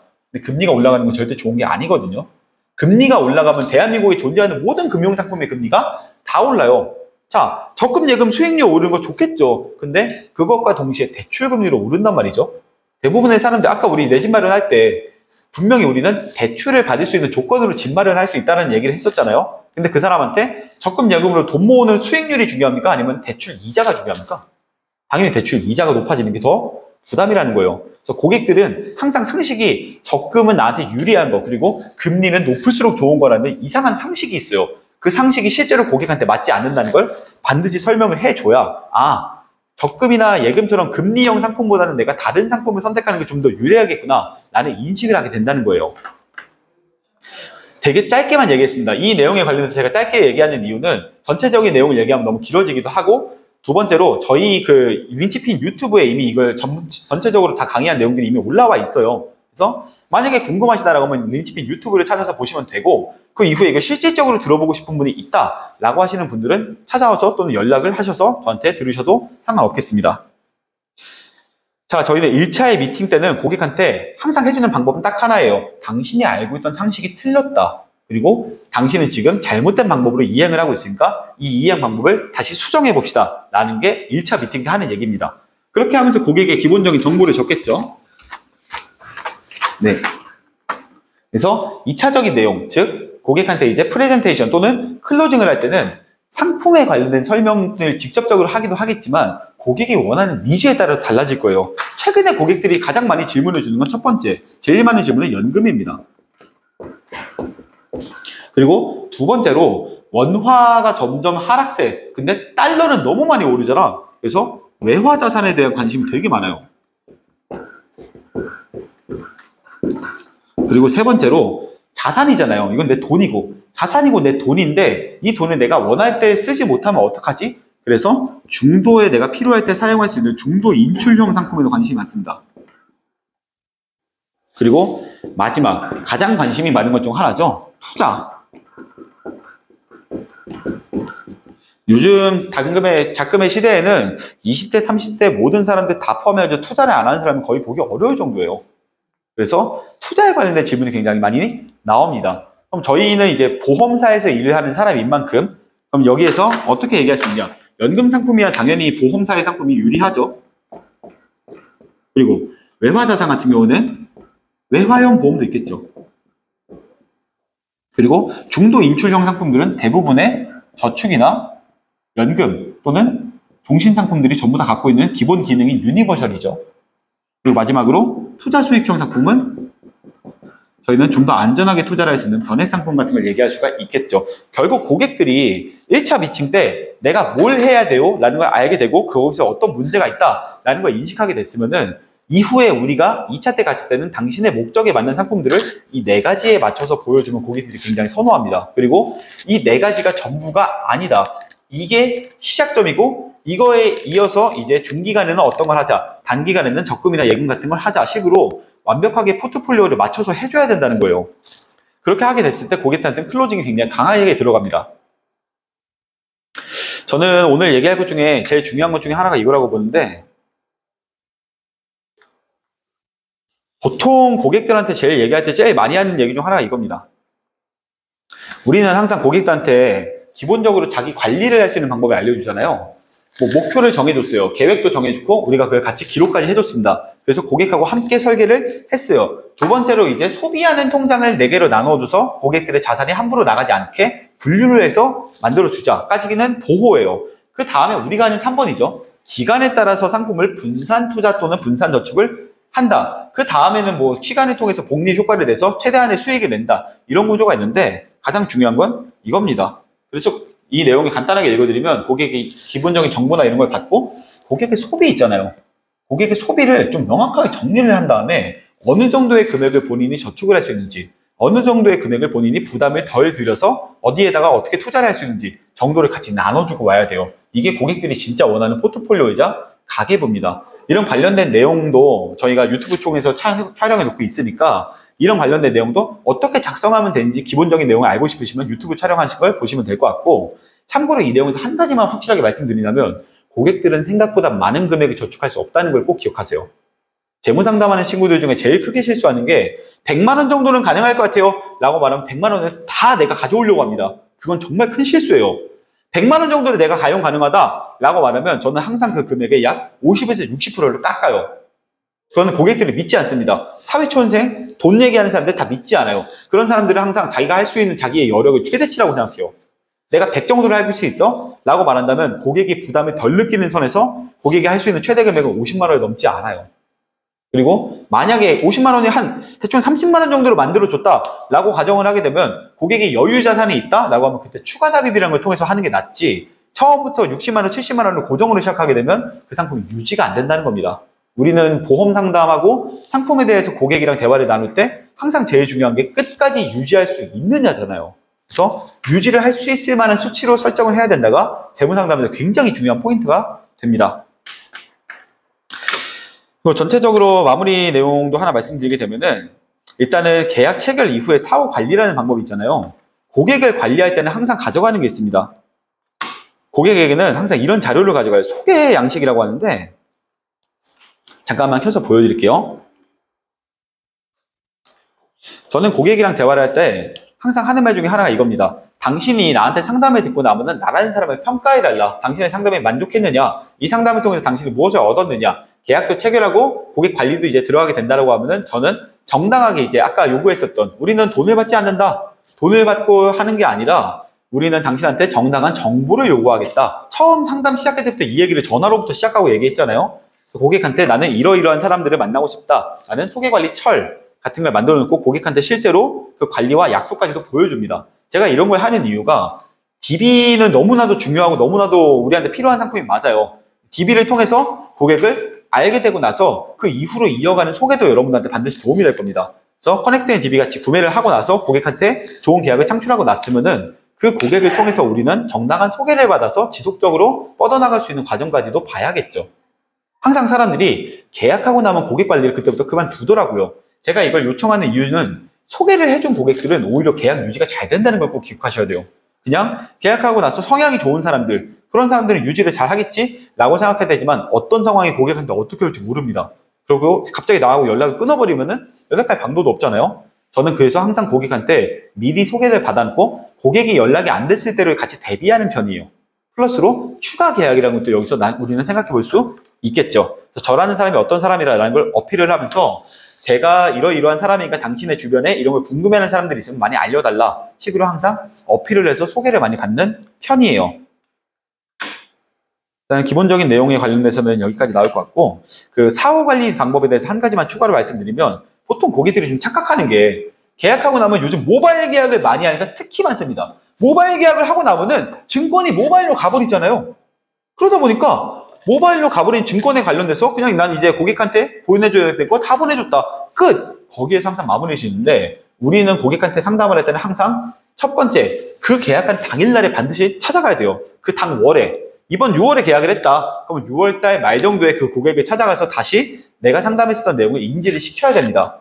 그리고 두 번째로 100일이 지나가는 시점, 3개월 이후에 또 가서 설명드리고 6개월 이후에 가서 또 설명을 드리고 마지막으로 1년차에 가서 설명을 드립니다. 이걸 저희는 136, 12 관리 방법이라고 부릅니다. 136, 12 관리 방법을 통해야만 고객이 계약을 인지를 하고 절대 깨지 않아요. 보통 재무상담 같은 경우, 보장상담 같은 경우에는 내가 이 상품을 가입하면 암진단금을 얼마를 받을 수 있으니까 이걸 눈으로 보고 알 수 있잖아요. 요즘에 어플로도 보이잖아요. 재무상담을 통해서 그 어플을 딱 보게 되면은 내가 어느 정도의 수익률을 받을 수 있으니까라는 거 안 나온다는 거예요. 특히 이런 만약에 변액상품 같은 경우엔 투자 수익에 관련돼서 계속 금액이 바뀔 거 아닙니까? 그래서 고객을 당연히 관리를 잘 해줘야 되는 거고, 뭐 예시로 어떤 고객을 보면은 저희 같은 경우에는 이런 식으로도 관리를 합니다. 고객을 관리할 때는 아침마다 이렇게 모든 고객한테 기본적인 뉴스를 다 보내줘요. 그래서 예를 들어서 이 고객님이라고 치면은 뭐 이런 기본적인 뉴스 같은 것들을 지속적으로 보내주면서 내가 당신을 관리하고 있다는 걸 항상 어필을 하겠죠. 고객 관리는 철저해야 됩니다. 보장 상담보다 더 중요한 게 재무 상담이에요. 왜? 보장 상담 같은 경우에는 고객이 필요하면 연락이 와요. 보험금 청구 좀 해주세요라고 연락이 올 텐데 재무 상담은 그렇게 청구할 수 있는 것도 많이 없어요. 그럼 고객이랑 연락이 하루, 이틀, 3일 점점점 뜸뜸뜸 하다가 언젠가 갑자기 고객이 처리하겠습니다. 해지하겠습니다. 연락 오면은 고객님 왜 그러세요? 이러면서 연락을 할 거 아니에요. 그 고객의 입장에서 생각해보면, 뭐야, 이 사람은 나 사후 관리 한 번도 안 해주다가 갑자기 뜬금없이 연락해가지고 나한테 이거 상품 이러고 저러고 막 이런 얘기 안 해? 아, 이 사람은 진짜 나를 걱정하는 게 아니라 자기 상품을 걱정하네? 이런 이미지가 된다니까요. 그래서 매일매일 고객에게 뉴스를 보내주는 건 당연한 거예요, 이런 식으로. 그리고 고객이 질문하는 답변이 있으면 그때그때마다 빠르게 답변을 주고. 이게 고객 관리의 첫 번째입니다. 그 다음이 1, 3, 6, 12가 될 거고, 세 번째로 제가 하는 게 있다고 하면 저는 변액 관리를 하거든요. 이런 월간 투자 브리핑이라는 걸 보내면서 변액은 투자 수익을 동시에 가지고 있는 보험 상품이다 보니까 고객들을 관리할 때는 이런 식으로 변액에 관련돼서 고객이 궁금할 때마다 월별로 하나하나 나눠서 고객한테 보내주는 편입니다. 그래야 내가 투자 상품을 가입했는데 고객이 관리를 잘 받고 있구나 라는 걸 고객이 인지하고 나는 관리를 잘 받고 있고 내 설계사, 내 담당자는 능력이 있는 사람이라는 걸 인식을 해요. 굉장히 중요한 포인트 중 하나죠. 그리고 마지막으로 이 계약 체결 및 사후 관리 방법에서 굉장히 중요한 것 중 하나가 저는 증권을 아까 직접 가서 전달한다고 했잖아요. 옛날 원수사, 옛날 보험사에서 일할 때는 직접 이런 거 전달할 때 하얀색 장갑 끼고 갖다 드리는 경우도 있었어요. 그리고 고객이랑 같이 사진도 찍고 이런 경우도 많았었습니다. 제가 이런 걸 왜 어필을 하냐면 내 고객들은 내가 일을 하고 있는지를 몰라요. 그래서 저는 SNS를 굉장히 열심히 하는 편입니다. 뭐 페이스북, 인스타그램, 요즘에는 뭐 틱톡 같은 것도 하고 유튜브도 하고요. 저희 유튜브로 지금 이렇게 얘기를 하다시피 리치핀도 마찬가지로 이렇게 유튜브나 이런 SNS를 굉장히 많이 활용하는 편이에요. 이런 걸 하는 이유가 내가 이 일을 하고 있다는 걸 브랜딩을 해야 돼요. 재무상담에서 굉장히 중요한 것 중 하나입니다. 나라는 사람이 능력 있는 사람이라는 걸 나 혼자 백날 얘기해봤자 남들은 몰라. 그래서 나라는 사람이 뛰어난 사람이라는 걸 남들한테 보여줄 수 있게 브랜딩을 지속적으로 해야 됩니다. 실제로 제가 소개를 받았던 것 중에 제일 많았던 건 페이스북에 저는 매일매일마다 이제 내가 이런 일을 하고 있다는 걸 많이 올렸었어요. SNS로. 그렇게 SNS로 많이 올리고 나니까 고객들이 제 SNS를 실제로 보고 댓글을 달진 않지만 좋아요 정도는 누르고 갑니다. 그렇게 좋아요 누르던 친구가 갑자기 메시지로 오더라고요. 제 친구가 지점장님 보고 이거 한번 받아보고 싶다고 하는데 소개시켜드려도 될까요? 이런 식으로 연락이 생각보다 많이 와요. 그렇기 때문에 계약을 체결하고 사후 관리할 때는 본인이 이 일을 하고 있다는 것도 브랜딩하는 SNS도 같이 해주셔야 효과가 가장 좋겠습니다. 일단은 전체적인 내용에 대해서는 한번 쭉 얘기를 해봤고, 그 두 번째로 이제 질문이나 이런 것들도 저희가 같이 얘기를 하잖아요.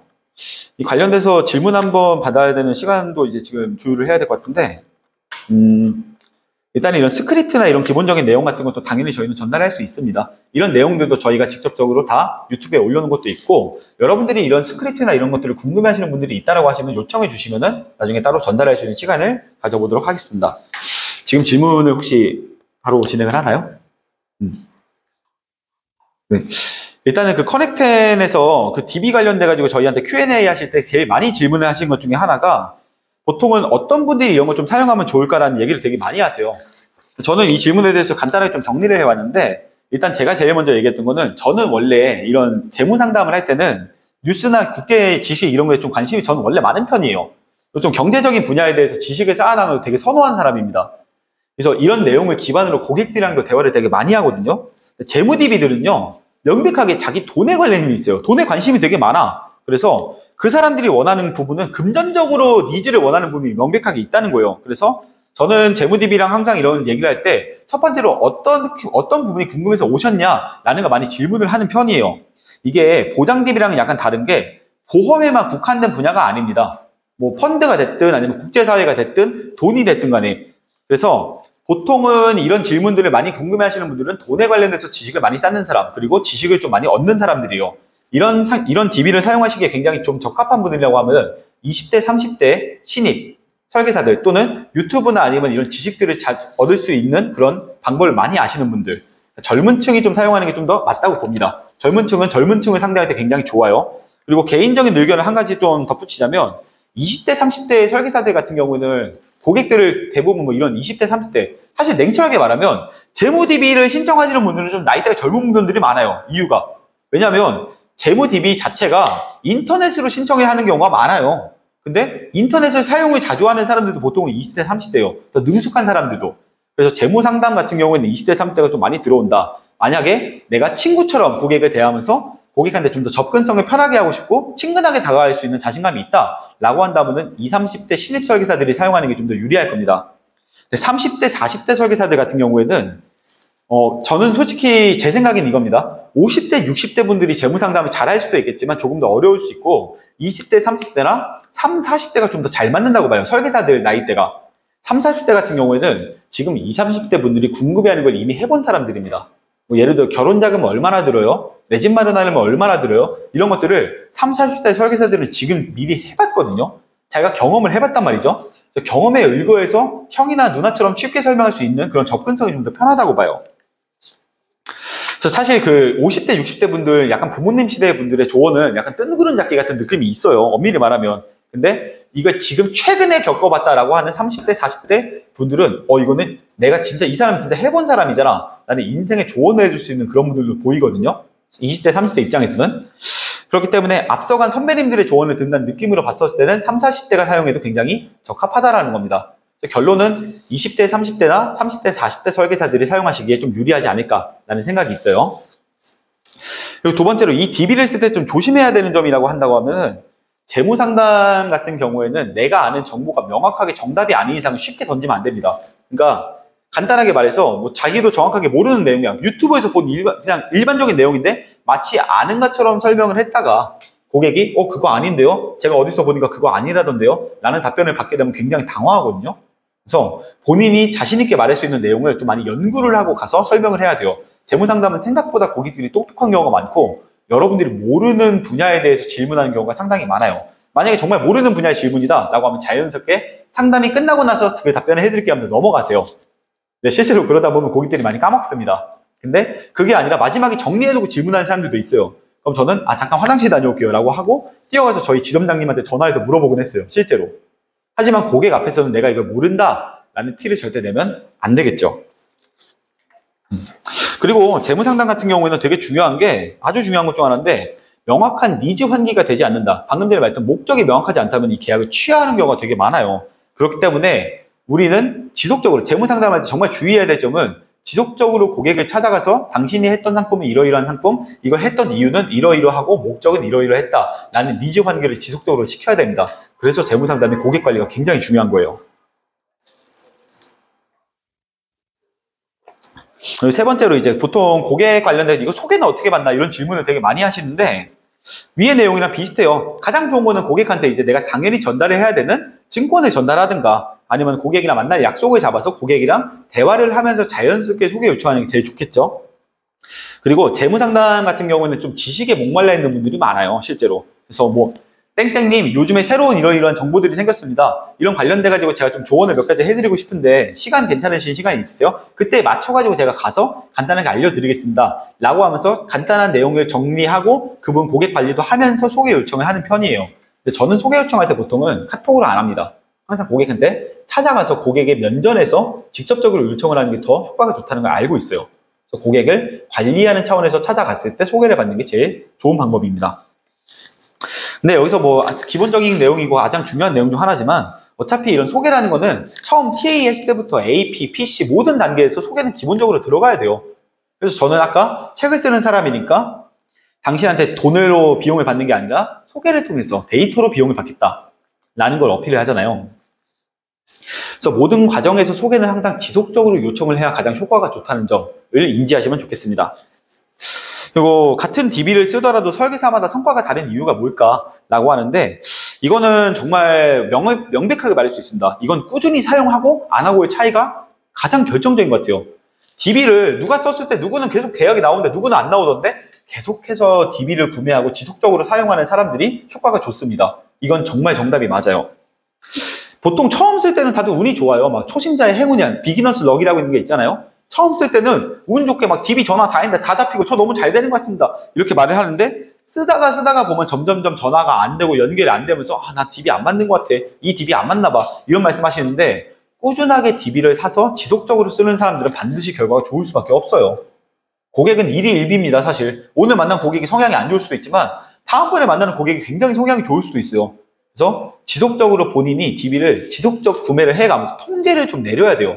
영업은 통계입니다. 숫자로 이루어지는 거예요. 근데 내가 한 10개 정도 써보거나 안 맞는 것 같아 이러면서 취소하는 사람은 10개 정도를 꾸준하게 10달, 20달을 쓰는 사람이 절대 이길 수 없어요. 그리고 설계사들의 성과에 어떤 설계사에 따라 성과가 다르다? 저는 그렇게 생각 안 합니다. 모든 설계사는 다 동일한데 누가 얼마나 연습했느냐, 연습량의 차이에 따라서 분명히 성과가 갈리는 것 같아요. 모든 설계사가 만약에 처음 하는 사람이다. 그럼 누가 더 얼마나 연습을 많이 했냐의 차이가 되겠죠. 또 어떤 좋은 고객을 운 좋게 만나는 걸 수도 있고. 근데 사실 저는 모든 DB의 성과는 자기 스스로가 연습하면서 나오는 노하우에서 나온다고 봅니다. 그렇기 때문에 지속적으로 DB를 꾸준히 구매하시면서 그 DB를 사용을 많이 하는 본인만의 노하우를 쌓는 게 성과를 결정한다고 봐요. 또 오래된 DB는 어떻게 관리하시냐라고 하는데 이거는 저희 지점만의 방법이 있습니다. 저희는 연결이 잘 되지 않는 또는 연결이 전혀 되지 않았던 그런 DB 같은 경우에는 각자 지점원들끼리 서로 전혀 연결이 되지 않았던 DB는 옮겨요. 서로. A라는 설계사가 10개를 썼고 B라는 설계사가 10개를 썼는데 둘 다 아예 연결이 안 된 거는 서로 교체합니다. 아예 연결이 안 됐던 거니까 상대방 설계사가 누구하고 연락했다가 끊긴 게 아니라 아예 연결이 안 된 것들. 부재 DB들은 전부 다른 설계사들끼리 서로 한 번씩 다 번갈아 가면서 사용하는 편이에요. 그러다가 운 좋게 TA가 되면 굉장히 운 좋게 살려낸 거고, 그렇지 않고 만약에 이런 그 연결이 되지 않던 DB가 지속적으로 쌓이게 된다. 그럼 저는 스크립트를 따로 만들어 놨습니다. 부재 DB 스크립트라는 걸 만들어 놓고요. 그 대본도 있어요. 그 대본을 만들어 놓고 이런 것들을 처음 이제 일을 시작하시는 신입 설계사들이 3개월 안쪽으로 쌓여있는 이 부재 DB를 연습해 볼 수 있게 기회를 줍니다. 어차피 그 DB 연락 안 받을 거라고 가정했을 때 만약에 연락을 받게 됐다. 그러면 우리 새로 들어온 신입 설계사 입장에서는 전화 연습도 할 수 있고 만약에 연결이 되게 된다면 DB를 사용할 수 있는 기회도 얻게 되는 거죠. 부재 DB가 쌓이게 되면은 DB가 너무 많이 남잖아요. 아깝잖아요, 그 DB들. 그 DB들 쌓인 것들을 그냥 흘려 보내버려요. 커넥트앤 DB가 굉장히 저렴하고 굉장히 좋은 퀄리티를 갖고 있지만 그런 DB도 당연히 우리는 이제 영업적으로 영업 비용, 영업 자금이라는 게 들 거 아니에요. 근데 아깝게 지나가는 그런 비용들을 그냥 날려버리는 경우가 너무 많아요. 그런 DB들은 지점 차원에서 서로 교체를 하고 지점 차원에서 신입들이 사용을 할 수 있게 함으로써 DB라는 걸 구매한 거를 그냥 허투루 날리지 않게 조금이라도 활용 방안을 찾는 게 저희 지점입니다. 저희 지점은 항상 이런 것들을 신입들이 먼저 써볼 수 있게 이런 기회와 자리를 많이 마련하고 신입들 위주로 좀 편성을 많이 하는 편이에요. 자, 그리고 좋은 DB 업체의 기준이냐라고 하면 이건 사실 제가 말하기는 좀 웃기겠지만 저는 좋은 DB 업체의 기준은 항상 이렇게 말합니다. 일단은 이거는 진짜 순수하게 제 생각인데 좋은 DB 업체를 커넥텐이라고 저는 명확하게 말할 수 있는 게 일단 좀 오랫동안 운영을 해본 DB 업체가 굉장히 중요한 것 같아요. 커넥텐이 제가 알기로는 9년 정도 안정적으로 운영을 좀 해왔거든요. DB를 저도 정말 오래 떠왔습니다. 한 2018년도 9월, 10월부터 지금까지 재무 DB를 지속적으로 써온 사람인데 DB 업체들이 되게 많이 생겼다가 금방 없어진 경우도 좀 많았어요. 근데 커넥텐 같은 경우는 좀 오랫동안 안정적으로 좀 꾸준하게 운영을 해왔고 저희가 오랫동안 거래를 해온 그런 업체이기 때문에 믿고 구매할 수 있겠죠. 보통 DB 업체가 소위 먹튀 이런 것도 많다고 하는데 물론 저희는 지금까지 그런 경우가 많이 없는 게 좋은 업체를 잘 선정을 해서 지금까지 계속해서 같이 협업을 하고 있으니까 그래서 좀 오랫동안 안정적으로 유지할 수 있는 DB 업체가 좋은 업체가 아닐까라는 생각이 있고 두 번째로 여기 대표님이 좀 보험 설계사 출신이고 관리사 출신인 걸로 알고 있어요. 좀 저희가 이렇게 지금 현재 DB 트렌드에 따라서 현장이 계속해서 바뀌어 나가잖아요. 급변하는 현장에 대해서 좀 적극적으로 대처할 줄 알고 설계사 입장에서 좀 얘기를 하실 줄 아는 분이세요. 그래서 저희 비보험사 출신 분들보다는 저희한테 좀 더 이 업에서 일을 해봤던 분이다 보니까 설계사 입장에서 설명을 대변해 주시는 그런 경우가 많기 때문에 저희는 좀 설계사 입장에서 바라본다고 하면은 당연히 저희한테 유리하게 트렌드에 맞게 지속적으로 조치를 해주는 그런 업체가 좋은 업체가 아닐까라는 생각을 하고요. 또 저는 뭐 DB, AS라는 개념이나 이런 것들이 있다고 하고 DB를 추가 신청을 하거나 이런 경우를 많이 좀 알고 있는데 그런 경우에 대해서 되게 원활하게 소통이 잘 되세요. 빠르게 소통이 오시는 편이고 그리고 항상 계약하기 이전보다 이후를 더 중시하신다고 하시더라고요. 그래서 보통 이런 분들 같은 경우에는 연락을 좀 잘 받는 그런 DB 업체가 굉장히 좀 유리한 업체다. 고객의 입장에서도 우리 입장에서도. 근데 어떤 DB 업체들은 연락이 좀 안 되는 경우도 있다고 하더라고요. 당장 궁금한 게 있고 해결을 해야 되는 부분이 있고 어려운 무언가에 처했을 때 연락이 잘 되고 해결이 빠르다라는 것도 굉장히 좋은 업체의 기준이 되겠죠. 그리고 마지막으로 저희는 이 커넥트원이랑 같이 일을 하면서 가장 좋았던 것 중에 하나가 SNS에 본인의 업체에 관련된 내용의 영업자료 같은 게 되게 많이 올라가고 저희가 사용할 수 있게 영업 자료 같은 거 되게 많이 배분을 해주시는 편이에요. 보통 우리 업체 잘났어요 라고 하면서 이제 SNS 딱 올려놓고 그냥 끝내는 경우도 많은데 여기 같은 경우는 저희한테 우리 업체는 이러이러한 업체 이거 이러이러한 걸 당신들한테 제공할 수 있고 이러이러한 게 장점이다 라는 것을 지속적으로 좀 어필을 해주시고 자료를 보내주는 편입니다. 저희조차도 이 DB를 사용할 때 신입들한테 설명할 때도 여기는 이러이러한 장점이 있으니까 여기를 사용하는 게 유리하다라는 거를 신입들한테 설명하기 굉장히 편하죠. 이건 관리자 입장에서 봤었을 때 관리자가 좀 이 업체와 함께 협업을 하면서 DB 운영을 하기가 편하다라는 게 제가 생각하는 또 하나의 장점인 것 같아요. 또 질문이 좀 몇 가지가 더 있는데 이거 잠깐만 얘기하고 넘어갈게요. 일단은 지금 DB 영업의 대부분 이제 대세다. 뭐 한 달에 어느 정도 DB 영업을 사용하느냐 뭐 이런 얘기를 하는데 저는 이건 명확하게 말할 수 있습니다. 우리가 급여를 받으면 그 급여를 100% 다 나한테 사용하지 않잖아요. 10에서 20% 정도는 항상 사업자금, 영업자금으로 사용하잖아요. 저는 커넥트앤 기준으로 따지면 뭐 금액을 제가 정확하게 말씀드릴 수는 없겠죠. 이런 건 저희 린치핀에서 직접 오시면 들을 수 있는 이런 내용이고 사실 어떻게 보면 대회비에 가까운 내용이니까 말씀은 못 드리겠지만 커넥트앤 기준으로 보게 된다고 하면은 여러분들의 평균 급여 기준에서 봤었을 때 적어도 10개에서 20개 정도는 매달마다 사야 된다. 이 정도는 사서 DB를 꾸준하게 써야 됩니다. 그래야 습관이 되고 본인만의 노하우가 생기니까. 특히 재무 DB 같은 경우에는 본인만의 스타일, 화법, 스킬 이거 100% 노하우예요. 자기가 스스로 이거를 연구하고 만들어 나가야 돼요. 그러려면 꾸준하게 쓰는 것밖에 방법이 없습니다. 전 이건 정말 명확하게 말할 수 있어요. DB를 내가 한 달에 어느 정도 구매를 해야 되느냐? 적어도 DB 10개에서 20개, 최소 10개에서 15개까지는 써야 된다. 이걸 매달마다 꾸준히 사서 써야 된다가 여러분들이 앞으로 쓰셔야 될 DB의 구매 비용이 될 겁니다. 어떤 업체가 됐든 무엇이 됐든 간에 적어도 커넥트처럼 꾸준하게 안정적으로 지급이 빠른 회사에서 10개 정도 15개를 지속적으로 사용을 해라. 이건 누가 뭐라고 해도 절대 부정할 수 없는 영업 비용이에요. DB 구매 비용은 너무 많아도 안 되지만 너무 적어도 안 됩니다. 항상 꾸준하게 정해진 수치를 지속적으로 신청해서 사용한다. 이게 본인의 영업 자금이어야 돼요. 그리고 DB 영업의 장단점이라고 한번 얘기를 한다면은 저는 장점이라고 하면 이거예요. DB 영업의 최고의 장점. 모든 설계사들이 다 고민했던 내용은 딱 하나입니다. 만날 사람이 없어요. 진짜로. 뭐 제 예시를 들어드리면은 제가 이 업을 10년을 넘게 했습니다. 원수사에서도 있었고 여러 가지 GA에서도 있었고 지금 여기에 이제 린치핀에 명확하게 못을 받고 있지만 저는 여러 가지 업체를 돌아다니면서 여러 곳에서 일을 하면서 정말 능력자들 많이 봤고 진짜 뛰어난 사람들 많이 봤어요. 근데 그 능력자들 뛰어난 사람들이 다들 지금은 제 곁에 없거나 또는 회사를 그만둔 편이에요. 왜 이렇게 됐냐면 이거는 정말 명확히 말합니다. 일을 잘하는 사람도 만나서 대화를 할 수 있는 사람이 있어야 돼요. 제가 뭐 원수사에 있었을 때는 다들 주변 친구들, 지인들 찾아가서 소개받아와 뭐해와 이렇게 했었는데 그렇게 막 친구 소개받고 지인 소개받고 하면서도 영업을 잘하는 분들은 잘했어요. 근데 그런 분들도 한계가 옵니다. 아무리 열심히 일을 하려고 해도 이제는 사람들이 내 주변 지인들은 좀 그 보험 그쪽은 아직 소개시키기 좀 어려워 미안하다 이런 경우 분명히 와요. 제가 이렇게 GA라는 곳으로 옮겨와서 대리점에서 일하게 된 가장 큰 이유 중에 하나가 데이터베이스를 마음껏 쓸 수 있다는 그 조건 때문이었습니다. 전 DB의 존재도 몰랐어요. 근데 DB라는 걸 내가 사용할 수 있다? 나는 영업을 잘한다. 자신 있다. 난 영업을 정말 잘하는 사람인데 만날 사람이 없잖아. 근데 만날 사람은 내가 원하는 만큼 만날 수 있다고? 이게 제가 이 업계로 다시 옮겨오게 된 가장 큰 이유예요. DB 영업의 최고의 장점이라고 하면 만날 사람을 내가 원하는 만큼 만날 수 있게 내가 원할 때마다 만날 수 있게 만들어준다는 거예요. 모든 영업 잘하는 사람들의 꿈입니다. 사실. 정말 만나고 싶을 때마다 영업하고 싶을 때마다 누구와도 정말 언제든 원할 때마다 내가 영업을 할 수 있게 만들어준다는 거. 이것보다 중요한 건 없다고 봅니다. 그래서 DB는 사실 모든 설계사한테는 정말 가장 필요한 만날 사람을 제공해주는 되게 합리적이고 명확한 방안인 거예요, 사실. 우리 다들 똑같이 얘기하잖아요. 만나기만 하면 난 다 잘할 수 있다라고 말하잖아요. 그런 사람들을 여러분들이 원하는 만큼 제공받을 수 있다는 게 DB업의 최고의 장점인 것 같습니다.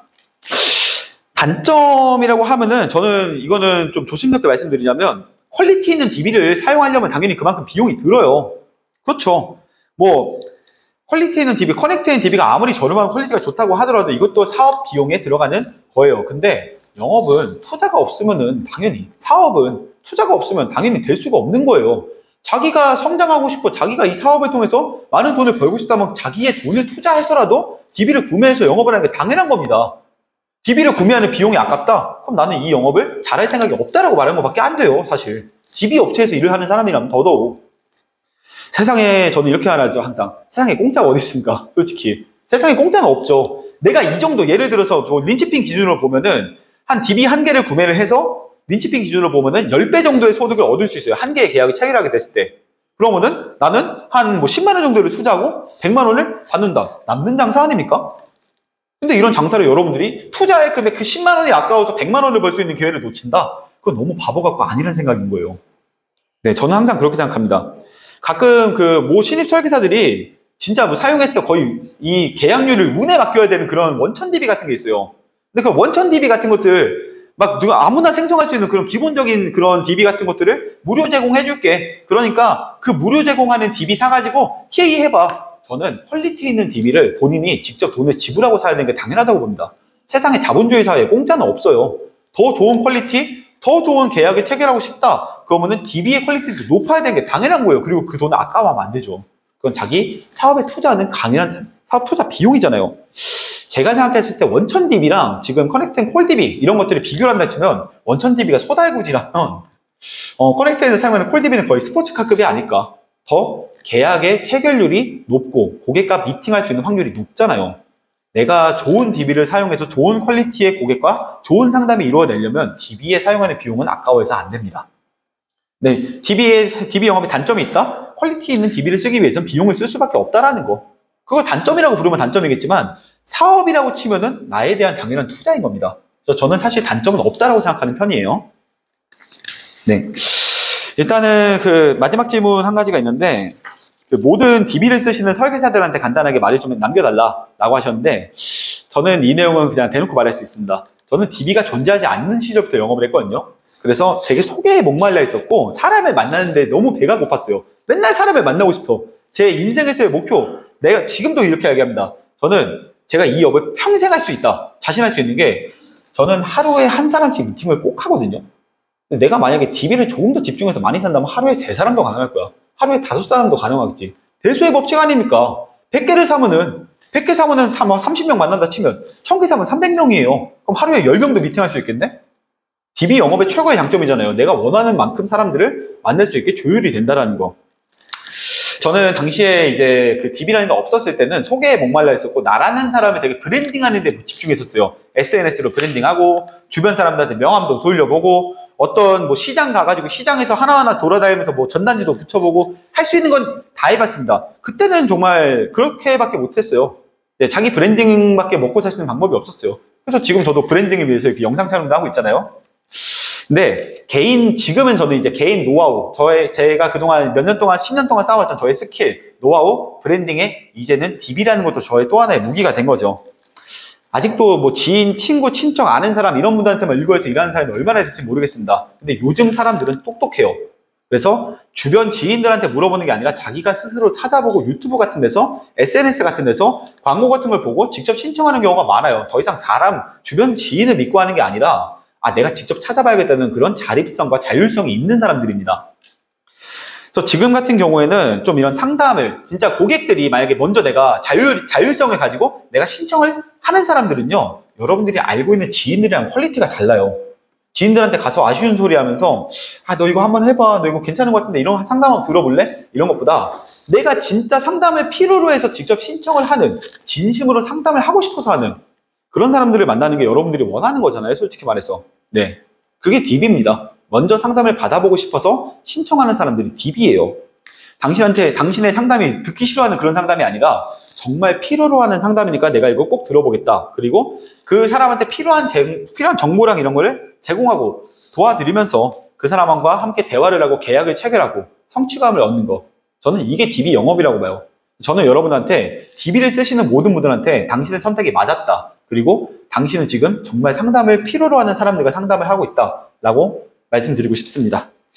그리고 일단 마지막으로 당신들이 이제 DB를 사용하시는 분들한테 꼭 해드리고 싶은 말은 DB 영업은 꾸준함의 핵심이고 그리고 그 DB 영업의 퀄리티를 높이기 위해서는 본인의 노하우를 높여야 된다. 즉 많이 사용하고 많이 써보고 많이 깨져보고 본인만의 노하우를 쌓을 수 있는 시간이 꼭 필요하다라는 겁니다. 저희 린치핀의 코어 지원 같은 경우에는 이런 DB를 사용하는 방법을 항상 노하우로 쌓아두고 저희가 가지고 있기도 해요. 그리고 이런 내용들을 저희는 신입들한테 교육도 하고 체계적인 교육 차원에서 말씀도 드리죠. 두 가지가 항상 병행되어야 됩니다. 신입들은 노하우가 없잖아요. 노하우가 있는 조직에서 배우는 게 첫 번째가 될 것이고 두 번째로 퀄리티 있는 DB를 지속적으로 살 수 있게 지속적으로 제공받아서 영업을 할 수 있어야 본인의 영업이 성공적인 영업이 될 수 있겠죠. DB 영업의 가장 중요한 점은 노하우를 쌓는 것, 그리고 노하우가 있는 곳에서 일을 하는 게 가장 중요한 것 같습니다. 일단은 전체적인 내용은 여기까지 하고 혹시 더 남은 질문이 있으면 그 질문 좀 듣겠습니다. 마지막으로 추천사나 네. 커넥트앤 DB의 장점. 말씀해 주시긴 했지만 네. 일단은 제가 여기서 커넥트앤에 관련된 추천사를 간단히 말씀드린다면 저희가 커넥트앤이랑 지금 같이 영업을 하면서 커넥트앤이랑 같이 협업을 해온 게 5년 넘지 않았나요? 거의? 커넥트앤 초창기 때부터 지금까지 같이 했을 건데 대표님께 피드백도 굉장히 빠르시고 저희도 대표님한테 이제 약속된 항상 저희는 지속적으로 구매를 하고 그러니까 여기는 저희랑 이제 거의 형제 같은 그런 곳이죠, 솔직히. 오랫동안 같이 협업을 하면서 비즈니스 관계를 맞춰왔으니까. 그래서 저희는 저희 회사의 성장의 거의 일부분에, 저희 회사의 일부분이라고는 안 할게요. 저희 회사에서 성장할 수 있는 가장 주요한 기여를 할 수 있는 게 DB 업체고, 그 중에서 저희는 커넥트앤이라고 생각해요. 린치핀이라는 조직을 여러분들도 거의 대부분 아실 정도로 저희는 DB로 유명한 조직입니다. 근데 이 조직이 성장할 수 있었던 배경에는 커넥트앤이랑 함께 했던 협업이 가장 큰 역할을 하지 않았나 라는 생각을 합니다. 안정적이고 가성비 좋은 DB이기도 하고 퀄리티가 정말 좋아요, 솔직히. 제가 쓰는 거니까 자랑하는 것처럼 보일 수 있겠지만 자랑할 만합니다. 퀄리티가 가장 좋은 DB고 AS 조건도 좋고 그리고 가격이나 여러 가지 면 그리고 피드백까지도 봤었을 때 여러분들이 사용하게 되는 DB 업체를 선택해야 된다면 커넥트앤이 올바른 선택일 것 같습니다. 장점을 제가 한 가지 더 언급을 드리자면은 커넥트앤의 최고의 장점 중에 하나가 좀 저희한테 많은 도움을 주시기도 하고 교육도 지속적으로 하지만 커넥트앤은 자기 홍보를 좀 잘하는 것 같아요. 자기 광고를 잘하고 자기 홍보를 잘한다. 그러니까 능력이 있는 사람이 자기를 어필까지 잘하는 개념인 것 같아요. 다른 업체들 같은 경우에는 뭐 다른 업체 비교를 굳이 하자는 건 아니지만 다른 업체들 같은 경우에는 좋은 퀄리티를 갖고 있다고 하더라도 남들이 모르는 경우도 있겠죠. 또는 되게 우리 좋은 조직이야 하지만 실제로는 속된 강경인 경우도 있겠죠. 근데 퀄리티를 가지면서 자기 홍보도 하고 이 퀄리티를 가진 만큼의 그 약속과 능력도 정확하게 지키는 업체는 저는 커넥트밖에 모르겠어요. 물론 제가 알고 있는 DB 업체를 10년 동안 충분히 많이 봐왔지만 그동안 저희가 꾸준하게 이 업체와 함께 협업을 꾸준하게 하고 있다는 건 정말 이유가 있는 거거든요. DB 업계에서도 그리고 저희 보험 업계에서도 DB 영업만으로는 린치핀이 정말 유명하다는 것도 저희도 알아요. 근데 가장 유명한 업체가 사용하고 있고 가장 유명하고 가장 많이 유망한 그런 지점이 제일 많이 사용하고 있는 업체가 이곳이라는 거는 명백한 이유가 있는 겁니다. 정 궁금하신 분들은 진짜 한번 꼭 써봤으면 좋겠어요. 저는 모든 것들을 말로만 하지 않고 여러분들이 직접 해봐야지 그 결과값을 얻을 수 있다고 말을 하거든요. 좋은 점, 뭐 여러 가지 장점들 말로만 하지 않겠습니다. 직접 사용해 보시면 알게 되실 겁니다. 제가 알고 있는 커넥트앤의 장점은 약속은 반드시 지킨다는 거예요. 일단은 이렇고 마지막으로 추천사에 한 가지만 더 덧붙이자면은 저희 업계의 성장도 있겠지만 향후에 이제 DB 업계의 성장 가능성도 봐야 되잖아요. 앞으로 20대, 30대 지금 인원들 뿐만 아니라 지금의 10대 친구들은요 인터넷이 없으면 살지도 못하는 친구들이에요. 저희 어릴 때는 전화 이렇게 했다고 했는데 요즘 애들은 전화하면 이렇게 받는다. 그러니까 트렌드는 많이 바뀌었어요. 그리고 점점 더 핸드폰을 많이 사용하고 인터넷을 많이 사용할 겁니다. 그렇다면 이런 핸드폰과 인터넷으로 사람들이 좀 더 이런 상담을 받아보겠다고 신청하는 경우가 늘지 않을까요? 이건 당연한 거예요. 그래서 점점 더 트렌드가 지나가고 세월이 지나가면 지나갈수록 DB 업계는 더 활성화가 되고 더 많은 사람들이 찾게 되지 않을까라고 생각합니다. 결론은 DB 업체의 성장세 그리고 저희처럼 DB를 주로 사용하는 업계의 성장세는 앞으로도 끝이 없을 것 같습니다. 네, 오늘 제 강의는 여기까지 마치겠습니다. 고생하셨습니다.